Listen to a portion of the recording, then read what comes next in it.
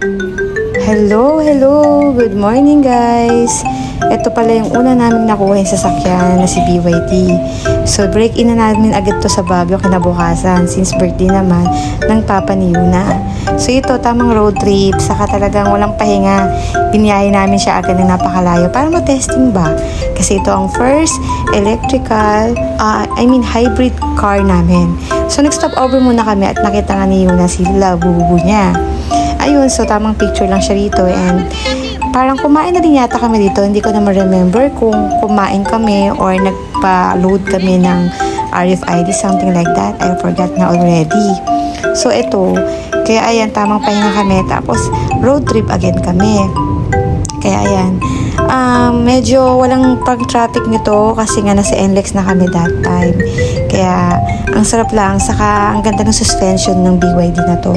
Kaya todo test kami agad. At alam ko wala pa itong masyadong charge o na-full charge na namin. Hindi ko na rin talaga maalala kasi late upload na to.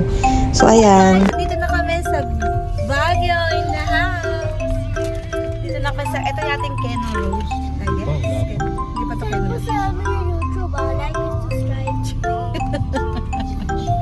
Okay po. So, sabi ni Yuna, like, share, na subscribe daw.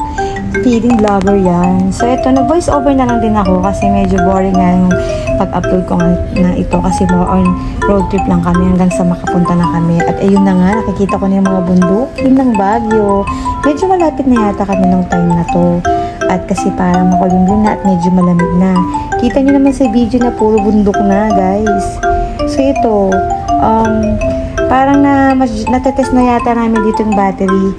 So, ito, nandito na kami sa Lion's Head ng Baguio. Bagyong-Baguio na talaga. Nakakalungkot lang yung time na to kasi maulan. So, hindi maganda mamasyal. Kaya, nakakalungkot man. Pero, okay lang, tuloy pa rin kasi nasimulan na namin pumunta rito. Babalik pa ba? Ang purpose lang talaga namin dito is matest drive na siya agad. Tapos, itetest din namin kung gaano katagal yung buhay ng battery pag chinarge siya, yung pinaka-battery niya. So, more on packet kami. Sabi daw kasi, once bumili daw nito, mas maganda mag-charge pag pababa. Pag pataas, hindi. So, ito, welcome to Baguio City na talaga. At isa pa pala, BYD Silpay pala ito. At ito, nakarating din kami ng hotel. So, hindi ko na napapakita yung loob nito kasi parang wala na kaming time or lobat na or gutom na. Kaya, naisipan na agad namin pumisita sa pinakamalapit na papasyalan dito. I forget na rin yung place na to. Ano ba to? Mines View Park yata to. Ayan, so maambon-ambon nga nito at madulas yung daan. Kaya nag-iingat kami dito, nakakatakot kasi hindi pa namin to napuntahan at ayan na nga, masyado foggy na rin. Kaya ito agad unang pinuntahan namin. Bago pala yan, nagpunta kami doon sa may Kabayo. Hindi ko rin na-videohan kasi more on picture ang ginawa namin. So ito nga pala si Ninong Rai, liit. Sorry anak, kasi kamukha mo si Ninong Rai eh. So nakita nyo naman sa ulap na napakadilim ng ulap at puro fog talaga siya. At malamig-lamig ng time na to. So ayan, tamang picture lang kami at video ni Yuna dyan. At naambon talaga kaya may dala akong payong. Pero sulit naman kahit papano kasi quick escape lang naman to. At ito na rin yung malapit sa pinakatuluyan namin nung araw na to. So ayan.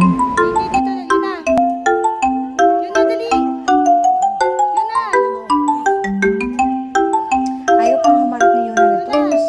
Kasi amazed na amazed siya sa nakita niya. Kasi ngayon na siya nakita ng pinaka-fog talaga na feeling niya nasa langit na daw siya. Sabi niya, mama, ano to? Sabi niya. Kaya ayun, hindi ko siya makuha agad ng attention. Kaya siya. So ayan. Ito na kami. Nagkikurious lang ako yung bakit may langit dyan. Di ko alam. Yun eh. Bird sa'yo, Marina.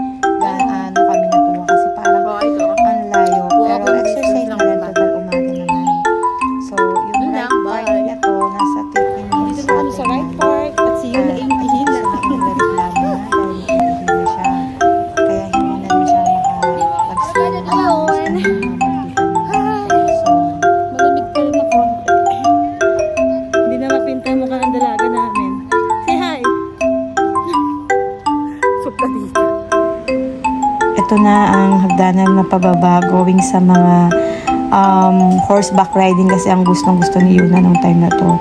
So, wala kaming tigil kada lakad, picture. Tapos ito, na nakasakay na kami. Na mili pa nga si Yuna, gusto daw niya pink yung hair. At ayun na nga, kinatawag ko, hindi na naman tumitingin. Wala na siyang hilig sa picture-picture ngayong ganyang edad niya, hindi na siya mapilit. So, ito, medyo, alam nyo ba, itong nakasalikod ni Yuna, ay laging nagmamadali. Tapos nagulat nga yung kabayo ni Yuna dyan at muntik na nga silang malaglagi. Kasi nga, medyo bida-bida yung isang nakasakay na lalaki na sa likod. Kasi walang nag-guide, saka parang sanay na nga. Alam niyo ba yung mga kabayo pala, ayaw na nila na parang may tumatakbo na kapwa nila kabayo kasi natatakot sila at parang gusto rin nilang magtakbo. Kaya hindi advisable na pabilisin ng takbo yung mga kabayo. Dapat kalma lang kasi hindi naman yung karerahan, oy. So, ito na yung isa, nagutom na at napagod na daw kasi paakit na naman. Gusto niya pagpakarga sa papa niya or magpapasan, kaya lang cannot be. Kaya nagpicture muna kami at nagpahinga muna kami dito. Baka sakaling kumalma siya. Ayun, ano pa bang next? Ito, ayan, nagsuot naman na kami ng Igorot outfit ba tawag dito. So, ayun, after nun, wala na pala kami masyadong video nun at more on pictures na kami. Kaya ayun, mabilisan lang, pauwi na ulit kami, pero hindi kami uuwi niyan.